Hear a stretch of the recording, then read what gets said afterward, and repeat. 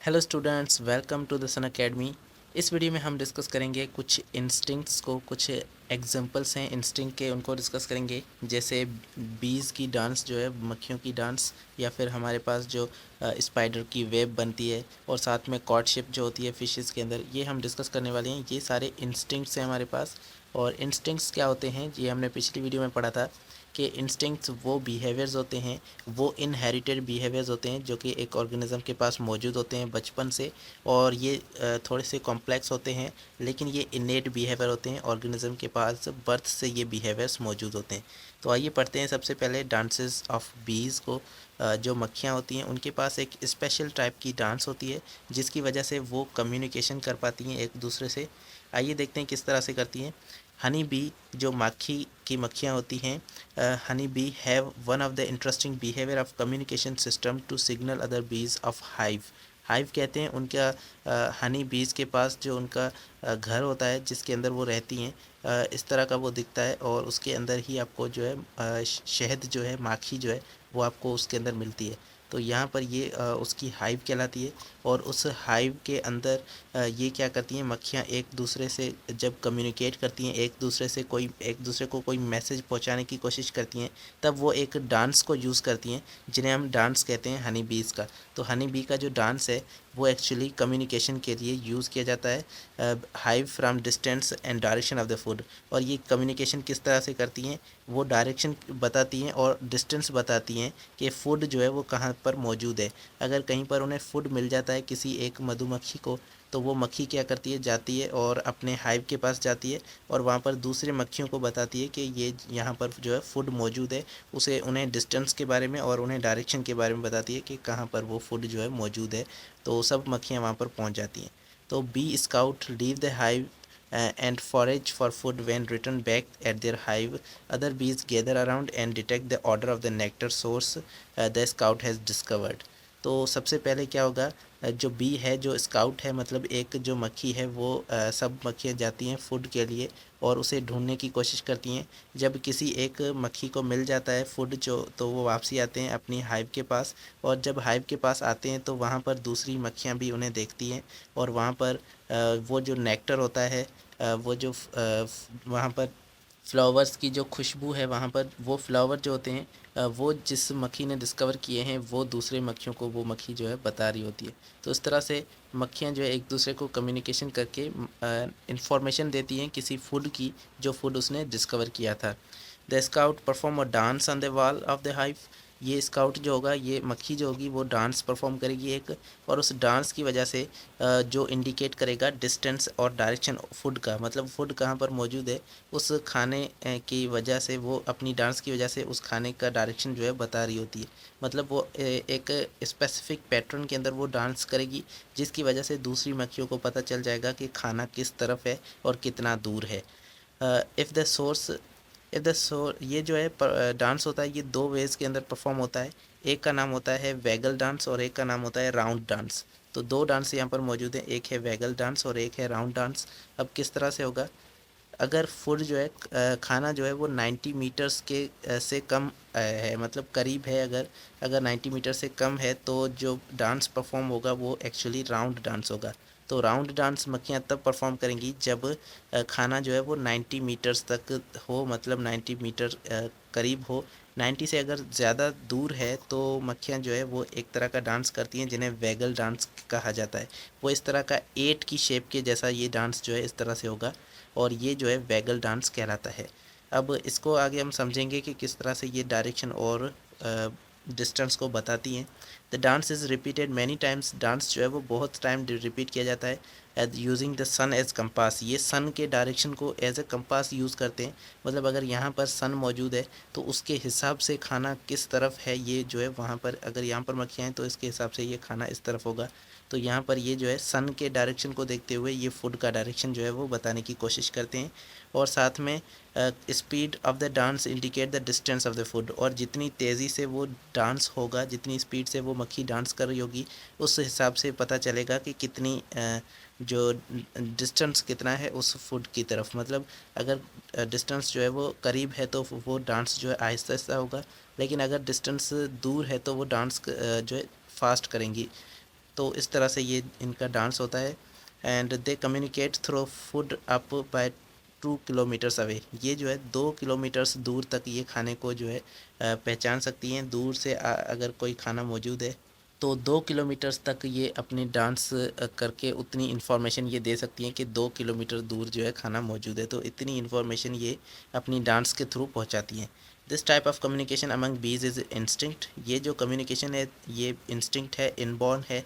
इन्हें किसी भी एक मक्खी को सीखने की ज़रूरत नहीं होती कि किस तरह से डांस करके कैसे अपना मैसेज जो है दूसरी मक्खियों को पहुंचाना है। ये इनके पास बर्थ से मौजूद होता है। इसका मतलब है ये इंस्टिंक्ट बिहेवियर है और इसकी वजह से ये मक्खियाँ जो है दूसरी मक्खियों को बता पाती हैं खाने के बारे में। अब यहाँ पर दो तरह के डांस आपको दिख रहे हैं, एक होता है राउंड डांस और एक है यहाँ पर वैगल डांस। तो अगर फूड का जो सोर्स है वो करीब है, 90 मीटर से करीब है, तो यहाँ पर ये राउंड डांस होगा।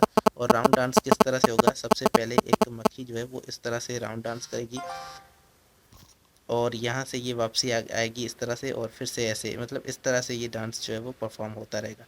तो यहाँ पर ये जो है मक्खी बताने की कोशिश कर रही होगी कि जो फूड है वो 90 मीटर करीब है और जितनी स्पीड से कर रही होगी और उस तरह से ये पता चल जाएगा।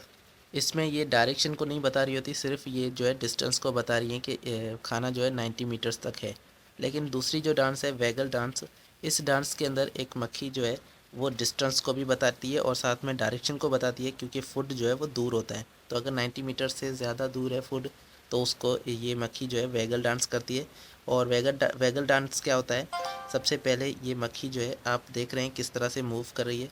तो यहाँ पर हमारे पास ये मूवमेंट जो है पहले इस तरह से होगी और यहाँ पर ये इस तरह से आकर फिर ये इस तरह से हो जाएगी। मतलब ये 8 की शक्ल में इस तरह से ये मोशन हो रहा होगा। अगर आप बीच के अंदर देखें तो बीच के अंदर जो मोशन है वो अपवर्ड हो रहा है। इसका मतलब है ये फूड कहाँ पर मौजूद है, फूड इस तरफ मौजूद है और फूड का डायरेक्शन ये है, मतलब इस तरफ फूड है। और यहाँ पर जो है ये हाइव इस तरफ होगा, तो यहाँ पर ये डांस को बता रही होगी कि इस तरफ जो है ये फूड मौजूद है।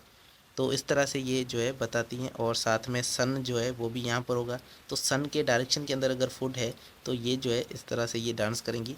लेकिन डांस का जो है ये अपोजिट डायरेक्शन होगा डांस का, अगर ये फूड जो है सन से दूर मौजूद है। यहाँ पर ये सन है और सन से अगर दूर मौजूद है ये फूड, तो इनका डांस जो है ये अपोजिट हो जाएगा और डांस का डायरेक्शन इस तरफ से होगा। तो ये डांस इस तरह से करेंगी कि सबसे पहले यहाँ से आ रही होंगी और उसके बाद ये इस तरह से जाएंगी और उसके बाद यहाँ से फिर से वापसी। और मतलब बीच वाली जो लाइन है ये आपको बता रही है कि किस तरफ है डायरेक्शन फूड का। अगर ये फूड जो है ये सन के लाइन से मतलब दूर है और ये एक एंगल पर मौजूद है, यहाँ पर ये हाइव है और अगर एक एंगल पर मौजूद है तो यहाँ पर ये जो डांस परफॉर्म करेंगी वो एक एंगल में होगा, मतलब इस तरह से डायरेक्शन होगा और इस तरह से ये वापसी आएंगी और फिर यहाँ से वापसी। तो इस तरह से ये इनका डायरेक्शन जो है ये फूड का बन रहा है। तो यहाँ पर ये एंगल आपको दिखा रहा है कि खाना किस तरफ मौजूद है और इस तरफ ये खाना जो है मौजूद है। तो इस तरह से ये डायरेक्शन बता रही होती हैं और यहाँ पर डिस्टेंस को भी शो करती हैं अपनी स्पीड के हिसाब से। उसके बाद है nest building bye birds. Birds का जो है नेस्ट का बिल्ड करना, बर्ड जो है अपना नेस्ट बनाते हैं यहाँ पर और ये घोंसला जो अपना बनाते हैं ये डिफरेंट तरह से बनाते हैं। डिफरेंट बर्ड अपना डिफरेंट तरह से अपना घोंसला बना रहे होते हैं और उसके अंदर डिफरेंट मटेरियल्स को यूज़ कर रहे होते हैं। कोई बर्ड जो है वह लकड़ियों को यहाँ पर यूज़ करता है, कोई बर्ड जो है पत्तों को यूज़ करता है, कोई जो है ट्विग्स वगैरह घास फूस को यूज़ कर लेता है। तो डिफरेंट मटेरियल्स को यूज़ करके डिफरेंट बर्ड अपने यहाँ पर बना रहे होते हैं घोंसले और लोकेशन और सिचुएशन भी डिफरेंट होती है इनकी। अब यहाँ पर एक एग्जांपल दिया हुआ है टेलर बर्ड का और टेलर बर्ड जो है ये अपना एक अजीब तरह से अपना स्पेशल घोंसला बनाता है और इनका घोंसला जो है वो अजीब होता है। तो ये टेलर जो है ये बर्ड्स एक ऐसे बर्ड्स हैं जो कि हैंगिंग यहाँ पर बनाते हैं, हैंग कर रहे होते हैं। इनके जो भी घोंसले होते हैं वो हैंग कर रहे होते हैं, इनके नेस्ट हैंगिंग नेस्ट होते हैं और इनके पास स्पेशल एबिलिटी है कि ये हैंगिंग जो नेस्ट हैं वो बना सकते हैं। अब इस इनके अंदर क्या है, ये जो लॉन्ग बर्ड्स होंगे ये एक्चुअली बर्ड का टाइप है टेलर बर्ड, जिनकी पूंछ जो है वो थोड़ी सी लंबी होती है। और इनके ये बर्ड क्या करते हैं, एक मेट को अक्वायर करने के लिए, मेट का मतलब है एक फ़ीमेल को अक्वायर करने के लिए ये जो है एक बनाते हैं घोंसला और उसके अंदर एक फ़ीमेल आती है और वहाँ पर जो है अपने एग ले करती है, एग वहाँ पर देती है और वहाँ पर जब अंडे होंगे तो अंडों से जो है वो छोटे बच्चे निकलते हैं और उसके बाद जो बर्ड हैं वो वहाँ पर रहते हैं। तो उस तरह से ये ट्विग और गिरास को यूज़ करता है, मतलब घास फूस और ट्विग मतलब यहाँ पर जो झाड़ियाँ हैं उनको यूज़ कर लेता है और कुछ ये पत्तों को जो है यहाँ पर पत्तों को फोल्ड करके और पत्तों को आपस में कनेक्ट करके भी ये अपना जो है घोंसला बनाता है। तो ये इनके पास स्पेशल इनके ये एबिलिटी है कि ये पत्तों से भी अपना घोंसला जो है बना रहे होते हैं। The tailor bird was not learn this, तो ये जो भी घोंसले बनाने की एबिलिटी है ये इन्होंने किसी से नहीं सीखी, ये इनके अंदर पहले से ही मौजूद होती है। इनके पास कोई एक्सपीरियंस नहीं होता है, ये इनके पास बर्थ से ही मौजूद होती है और ये इन्होंने किसी से भी ये सीखना नहीं है, इसीलिए इन्हें इंस्टिंक्ट बिहेवियर कहा जाता है। और ये जो घोंसला बनाने की जो एबिलिटी है ये इनकी इंस्टिंक्ट बिहेवियर इनका। उसके बाद है building of spider web. Spider ऑर्ब web जो है ये स्पेशल टाइप का वेब होता है जो इस तरह से सर्कुलर टाइप का होता है और इसके अंदर आप देख सकते हैं यहाँ पर ये सर्कुलर जो है वेब आपको दिख रही है और ये इतना ज़्यादा यहाँ पर कॉइल्स मौजूद होती हैं इसके अंदर कि यहाँ पर कोई भी यहाँ से कीड़ा गुजर नहीं सकता। और इसके अंदर ये जो है छोटे इंसेक्ट्स को पकड़ने की कोशिश करते हैं ये स्पाइडर्स। तो ये स्पाइडर्स एक तरह के प्रेडेटर होते हैं, शिकारी होते हैं जो कि छोटे से इंसेक्ट को यहाँ पर ये शिकार करते हैं उनका और उन्हें खा लेते हैं। इनके पास स्पेशल ग्लैंड्स होते हैं जिन्हें ग्लैंड्स को सिल्क ग्लैंड्स कहा जाता है और सिल्क ग्लैंड से एक तरह का लिक्विड निकलता है और लिक्विड वो क्या होता है, एक तरह का प्रोटीन होता है जिसका नाम है स्क्लेरोप्रोटीन। स्क्लेरोप्रोटीन ये क्या करता है, ये जब इनके ग्लैंड एब्डोमेन के अंदर मौजूद होते हैं और एब्डोमेन से जैसे ही ये सीक्रेट करेंगे वहाँ से लिक्विड की फॉर्म में ये प्रोटीन सीक्रेट होगा और जब ये प्रोटीन एयर के अंदर एक्सपोज होगा तो ये सॉलिड बन जाएगा और सिल्क की फॉर्म के अंदर आ जाएगा। तो ये सिल्क जो है एक कुशम की तरह यहाँ पर मौजूद होता है, प्रोटीन है ये। और यहाँ पर ये जब बाहर आ जाता है, जब एयर के अंदर एक्सपोज होता है तो ये सिल्क की शक्ल के अंदर आ जाता है। अब ये स्पाइडर वहाँ पर क्या करेंगे, इस सिल्क से ये स्पेशल तरह से डिफरेंट जगह पर ये कनेक्ट कर देंगे और उसके बाद बीच में ये बहुत सारे कॉइल्स बनाएंगे जिसकी वजह से क्या होगा, इनका ये जो घोंसला है यहाँ पर ये बन रहा होगा और इस तरह से इनका पूरा वेब जो है ये बन जाएगा, वेब पूरा जाल इनका बन जाएगा और इसके अंदर बहुत सारे धागे जो है वो मौजूद होंगे। तो by following program of elementary rule spider can build a complex structure, ये बहुत ही कॉम्प्लेक्स स्ट्रक्चर बनाते हैं और इनके अंदर ब्रेन के अंदर एक रूल मौजूद होता है, ऐसा रूल के कहाँ पर ये धागों को अटैच करना है ये भी इन्हें पूरा जो है पता होता है। तो इस तरह से ये पूरा अपना वेब जो है बनाते हैं। इनके ब्रेन के अंदर ये बनाने का कोई भी प्लान नहीं चल रहा होता है, ये इनसे खुद ब खुद हो जाता है। इसका मतलब है ये इनके पास एक इंस्टिंक्ट बिहेवियर मौजूद है, ये बर्थ से इनके पास मौजूद होता है और ये इनकी ऑर्ब वेब बनाने का जो आउटकम है इतना कॉम्प्लेक्स है फिर भी इनके बिहेवियर के अंदर मौजूद होता है, तो ये इनका इंस्टिंक्ट बिहेवियर है। Courtship behaviour of stickleback fish. Stickleback fish जो है ये एक टाइप की फ़िश है जो कि समंदर के अंदर एक्चुअली पाई जाती है। अब कॉर्डशिप बिहेवियर का यहाँ पर मतलब क्या है, कॉर्डशिप बिहेवियर का मतलब ये है कि एक मेल फ़िश जो है वो एक दूसरी फीमेल फ़िश के जो एग्स होते हैं उन एग को फर्टिलाइज़ करते हैं। तो अब ये मेल जो है ये एक फ़ीमेल के एग को फर्टिलाइज़ करेगा, इन दोनों का जो रिलेशनशिप है ये कॉर्डशिप होता है। तो कॉर्डशिप का मतलब एक्चुअली जब जैसे कि इंसान के अंदर शादी होती है, अब वो शादी क्या होती है, दो मेल और फीमेल को मिलाने का एक तरीका है। तो यहाँ पर भी एक मेल ऑर्गेनिज़म को दूसरे फीमेल ऑर्गेनिज़म के साथ जो मिलने का तरीका है उसे कॉर्डशिप कहा जाता है। तो अब यहाँ पर जो कॉर्डशिप का बिहेवियर है इनके बीच में वो थोड़ा सा डिफरेंट है दूसरे और फिशेस से। इनका जो कॉर्डशिप होगा वो रिचुअलाइज्ड, एग्रेसिव और पेरेंटल होगा। रिचुअलाइज्ड का मतलब है इनका रस्मी होगा और रस्मी का मतलब इस तरह से है कि ये जो है कि एक मेल फ़िश जो है वो हर किसी फीमेल फ़िश के साथ जो है वो मेटिंग नहीं कर सकता, वो स्पेसिफिक उस फीमेल के साथ जो है वो मेटिंग कर सकता है जिसको इम्प्रेस उसने किया हो और अपने जो नेस्ट होता है उसके अंदर उसके लिए जगह जो है वो प्रोवाइड की है। तो जगह प्रोवाइड करते हैं, एक मेल जो है वो फीमेल के लिए जगह प्रोवाइड करते हैं वहाँ पर अपने नेस्ट के अंदर। और एग्रेसिव का मतलब है कि ये बहुत ही एक्टिव होंगे अपने फीमेल्स को लेकर और बाकी के जो मेल्स होंगे उन्हें अपने जो नेस्ट होगा उसके अंदर कोई इजाज़त नहीं होगी दूसरे मेल्स को। पेरेंटल बिहेवियर होता है इनका और ये अपने जो इनका एग होगा, फर्टिलाइज एग, उनको फर्टिलाइज़ करने के लिए ये पेरेंट बनकर उसकी हिफाजत करते हैं। Sexually mature male develop a bright throat and red belly called nuptial colouration. इनकी जब सेक्सुअल मैच्योरिटी आ जाती है तो जब ये मैच्योर होते हैं तो इनके अंदर एक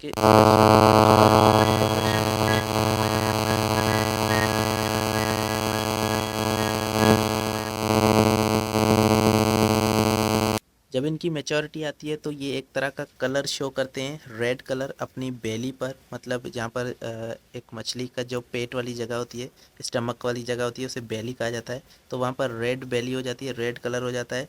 और इनका थ्रोट जो होता है, गला जो होता है, वो भी ब्राइट होता है। तो इस तरह से ये इनमें जो है डिफ्रेंशिएट कर सकते हैं कि ये मैच्योर है या नहीं है। तो अगर रेड कलर होगा तो इसका मतलब है वो मैच्योर हो चुका है। तो अगर ये जो कलर आ जाता है इनके ऊपर, इसी वजह से इस कलर को जो है नप्शल कलरेशन कहते हैं। नप्शल कलरेशन का मतलब ये है कि ये अब बच्चा जो है बड़ा हो चुका है, ये शादी के लायक हो चुका है। तो इसका मतलब है कि जो नप्शल कलरेशन होती है वो एक सिंबल है मैच्योरिटी का। और जैसे एक इंसान के अंदर जब एक बच्चा बड़ा हो जाता है तो उसके अंदर भी कुछ चेंजेस आ जाती हैं, जैसे उसकी दाढ़ी आ जाती है, दाढ़ी बड़ी हो जाती है। और उसके जो साइज़ है वो भी लंबा हो जाता है, उसका कद भी बढ़ जाता है। तो ये सारी चीज़ें जो है ये इंडिकेट करती हैं मैच्योरिटी को। तो इनके अंदर भी नप्शल कलरेशन जो है ये इंडिकेट करती है इनकी मैच्योरिटी को।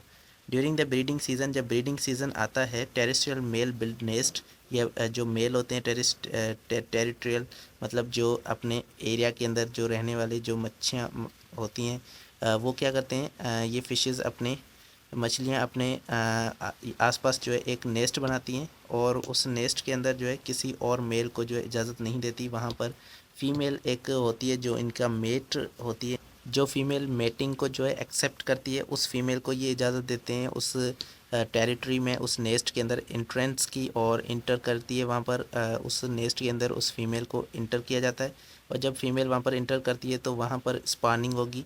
स्पानिंग का मतलब है वहाँ पर जो है एग जो है वो ले करेगी। वो फीमेल जो है वहाँ पर जब एग ले करेगी तो पहले उस नेस्ट के अंदर फीमेल जाती है और फीमेल वहाँ पर अपने एग जो है वो ले करती है। उसके बाद एग आने के बाद जो है वो मेल उसके अंदर जाता है और वहाँ पर उस एग के ऊपर स्पर्म्स देता है। इसका मतलब है उस एग को फर्टिलाइज़ करता है। तो जब वो एग फर्टिलाइज़ हो जाते हैं तो वहाँ पर जो है फ़ीमेल उसको नेस्ट को छोड़ देती है और मेल जो है वहाँ पर जो एग्स हैं, जो फर्टिलाइज एग हैं, उनको उसके बाद प्रोटेक्ट करता है, उसी में रहता है। और वहाँ पर जो ऑफस्प्रिंग बनेंगे, जो बच्चे पैदा होंगे, वहाँ पर उसके एग को वो प्रोटेक्ट करेगा। और वहाँ पर उसके एग को, वहाँ पर वो जो रखे हुए एग, उनको प्रोटेक्ट करने की जो जिम्मेदारी है वो उसके मेल की होगी। तो वहाँ पर बहुत दिनों तक वो वहाँ पर रखेगा उस एग्स को। और जब वो एग हैच करेंगे, उसके अंदर से जब बच्चे निकलेंगे, छोटे फिशेस जो निकलेंगी, उन फिशेस को वो प्रोटेक्ट करने के, न्यूली बॉर्न जो फिशेस होंगी उनको प्रोटेक्ट करने का काम भी मेल का होगा। तो इस तरह से ये मैटिंग का जो पूरा पैटर्न है, जो पूरा बिहेवियर है, ये इनके अंदर इंस्टिंक्ट या इनबॉर्न होता है। और ये बहुत ही कॉम्प्लेक्स बिहेवियर है जो कि ये शो करते हैं। और एज ए इनेट बिहेवियर है, मतलब ये इनकी इनहेरिटेंस के अंदर मौजूद होगा। और साथ में ये एक इंस्टिंक्ट है जो कि एक बिहेवियर को शो कर रहा है। तो इस पिक्चर के अंदर आप देख सकते हैं, ये जो है यहाँ पर ये मेल है और यहाँ पर ये फीमेल है। तो मेल के अंदर अगर आप देख रहे हैं तो यहाँ पर बेली जो है ये रेड कलर की आपको दिख रही है। और यहाँ पर भी इसके जो गला है, थ्रोट है, वो भी यहाँ पर बहुत ही चमकदार और ब्राइट होता है। जबकि फ़ीमेल के अंदर ये ऑरेंज कलर या फिर सिल्वर कलर से ये आपको दिखता है। तो ये था आज का लेक्चर। होपफुली आपको ये लेक्चर पसंद आया होगा। नेक्स्ट वीडियो में हम लर्निंग बिहेवियर को डिस्कस करेंगे। तो मिलते हैं नेक्स्ट वीडियो में। Thank you so much. अल्लाह हाफिज़।